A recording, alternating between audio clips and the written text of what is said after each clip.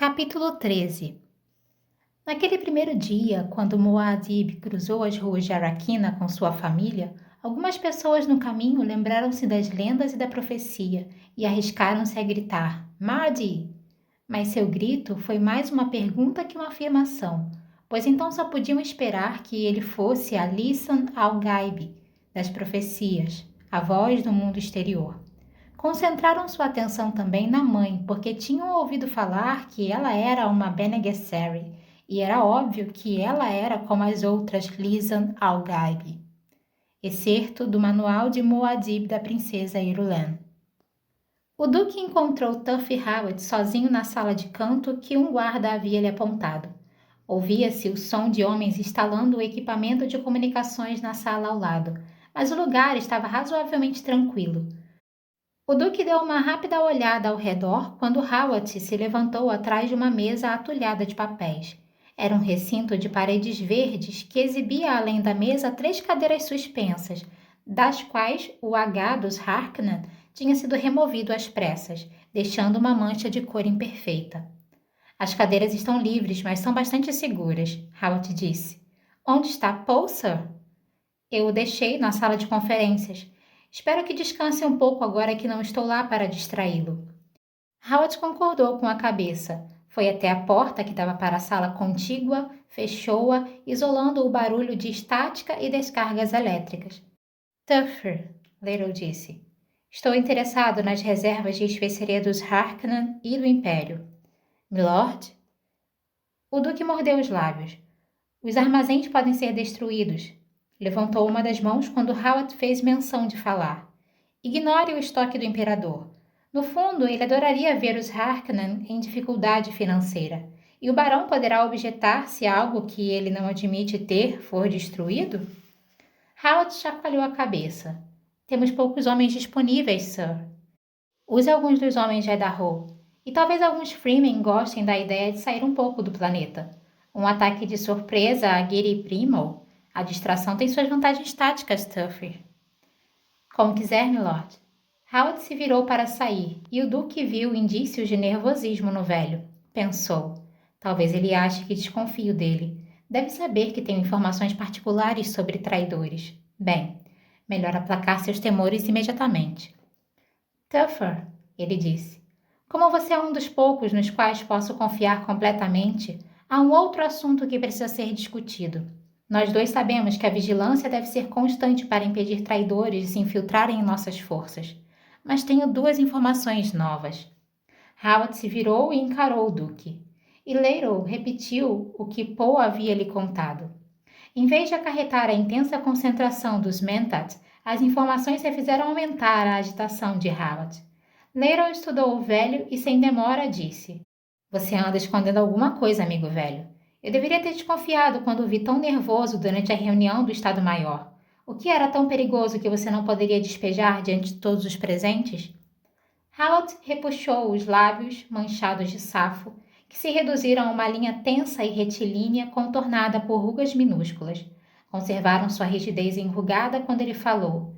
Milord, não sei bem como tocar no assunto.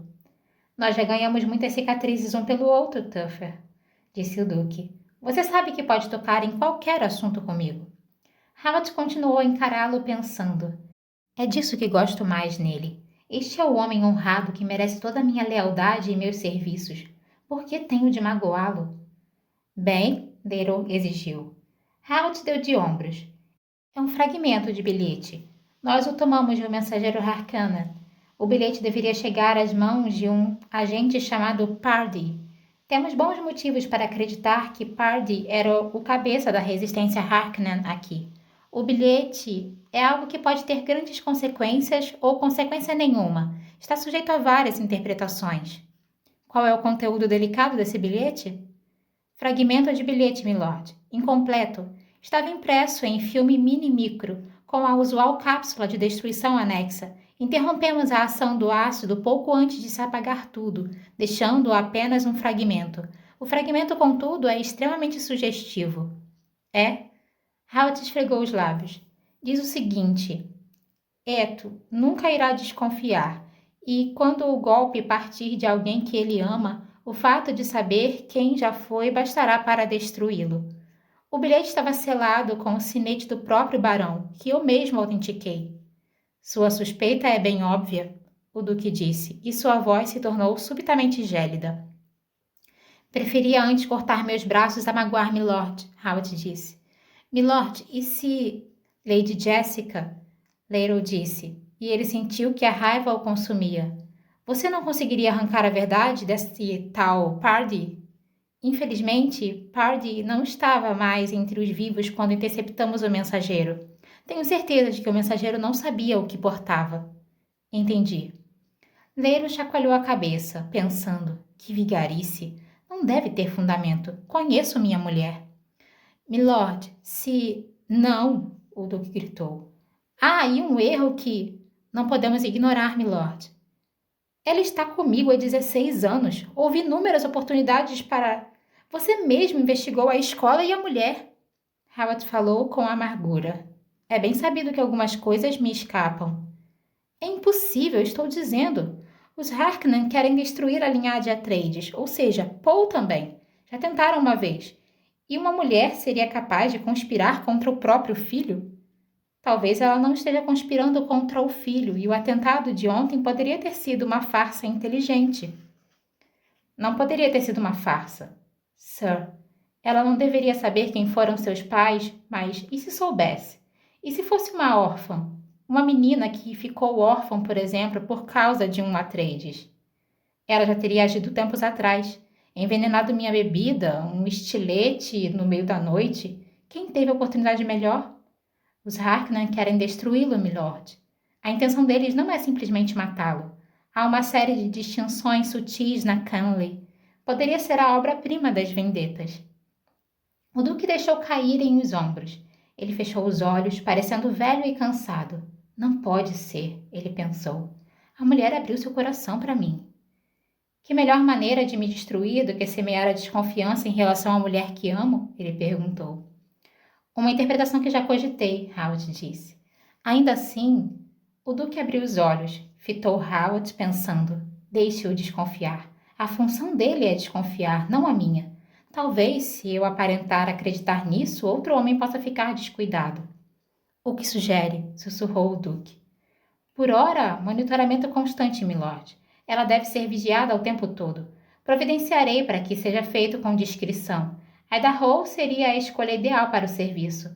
Talvez consigamos trazê-lo de volta em coisa de uma semana.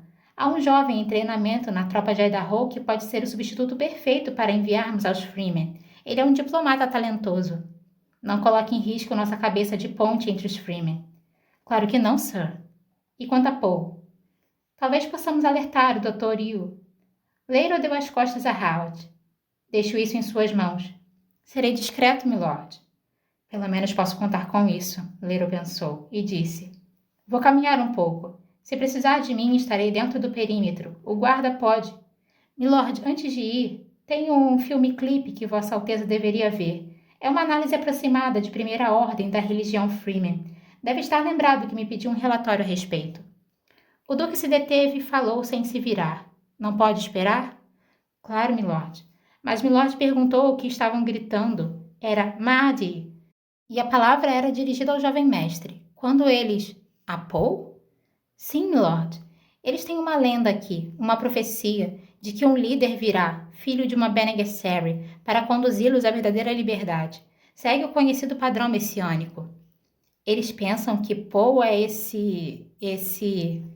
É apenas a esperança deles, milord. Howard apresentou uma cápsula de filme-clipe. O duque a aceitou e enfiou num dos bolsos. Darei uma olhada mais tarde. Certamente, milord. Neste exato momento, preciso de um tempo para pensar. Sim, milord. O duque inspirou profunda e ruidosamente e saiu da sala.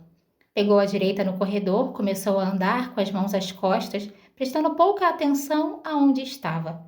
Havia corredores, escadas, sacadas e átrios, pessoas que o cumprimentavam e lhe davam passagem. Ele acabou voltando para a sala de conferências, encontrou-a às escuras e pôs a dormir sobre a mesa, com o manto de um dos guardas atirado sobre ele e uma mochila por travesseiro. O duque foi de mansinho até a outra ponta da sala e passou a sacada que sobranceava o campo de pouso. Um guarda no campo da sacada, reconhecendo o duque sob as luzes refletidas do campo, assumiu a posição de sentido. À vontade, o duque murmurou. Ele se debruçou sobre o metal frio do parapeito da sacada.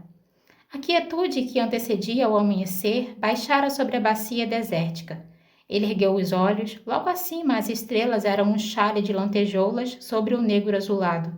Bem baixa no horizonte meridional, a segunda lua da noite aparecia através de um fino nevoeiro de pó.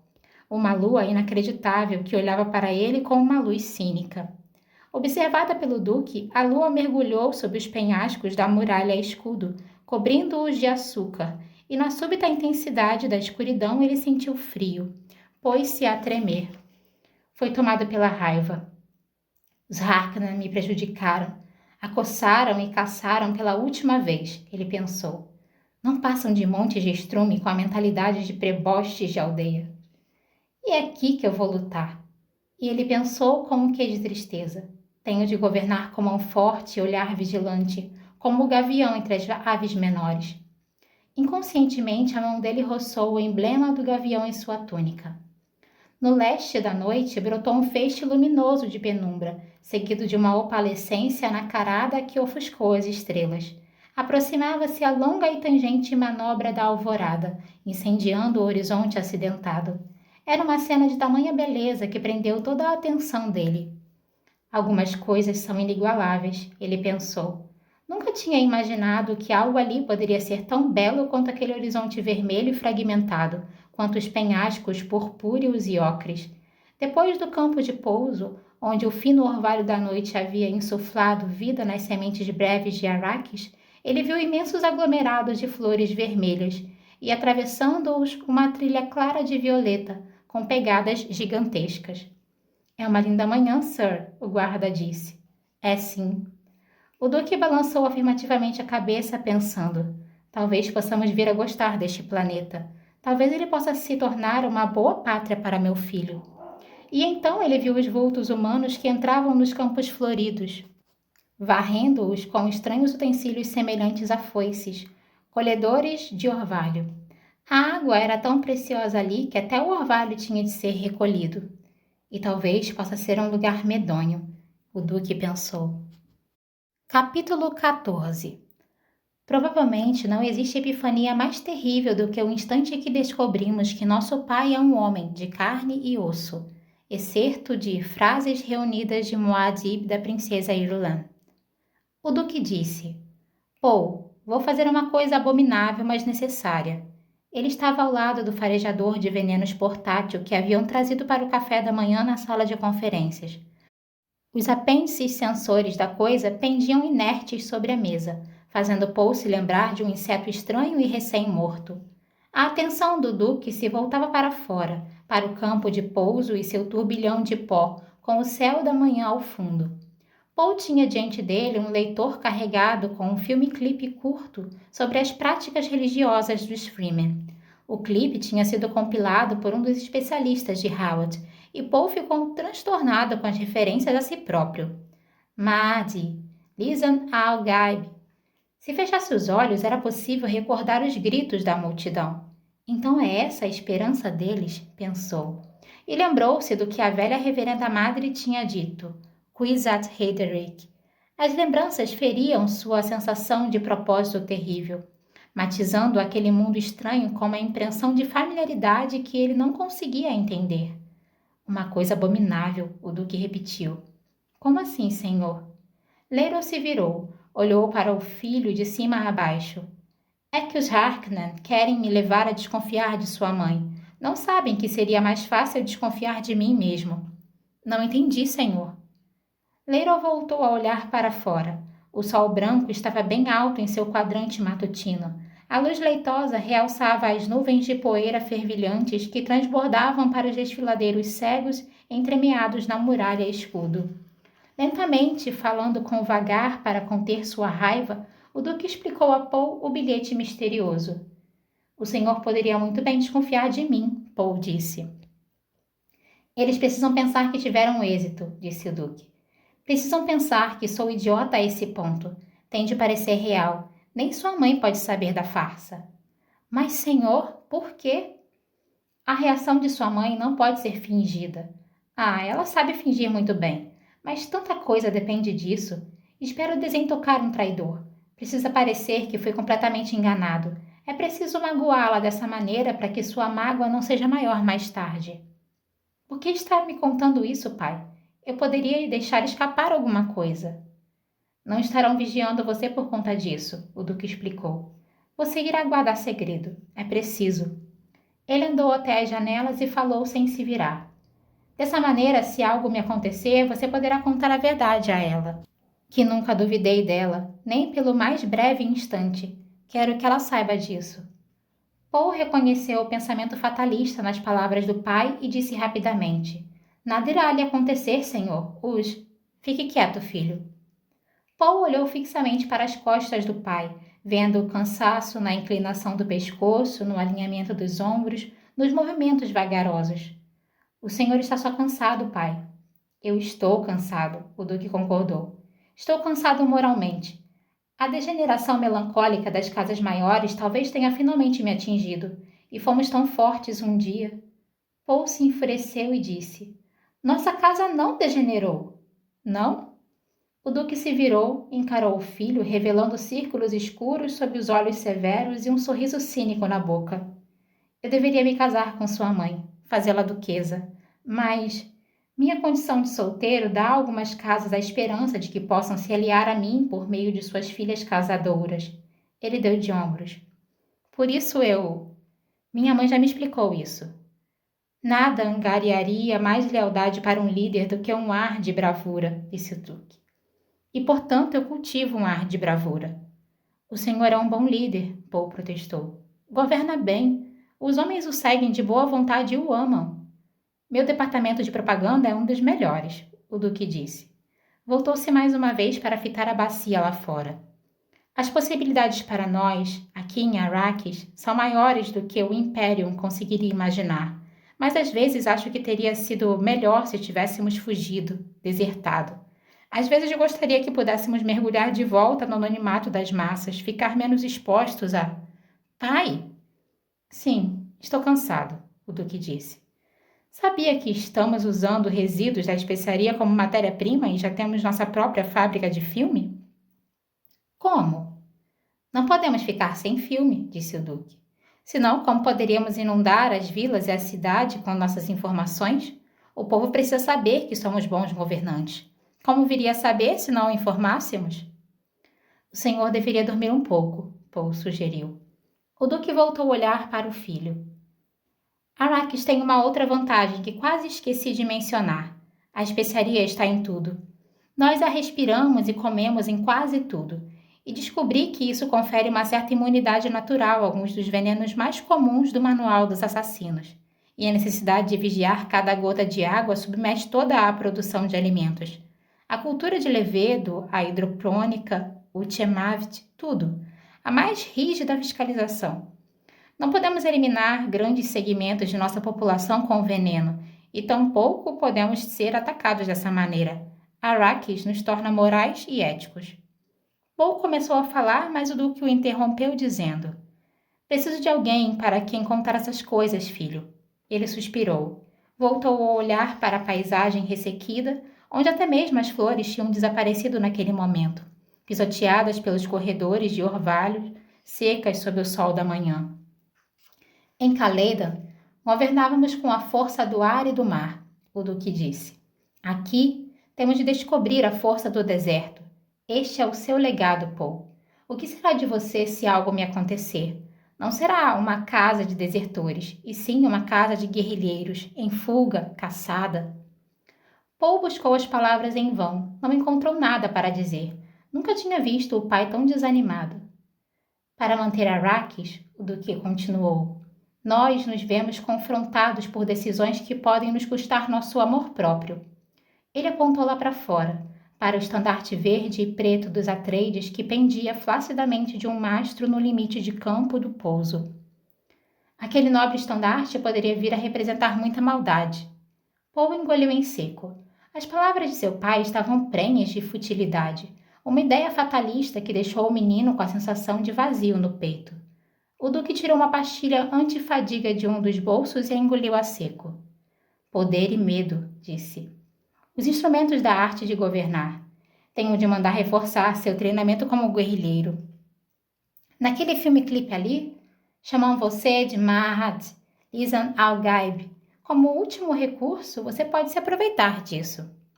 Paul fitou o pai e observou os ombros se endireitarem com a ação da pastilha, mas lembrou-se das palavras de medo e dúvida.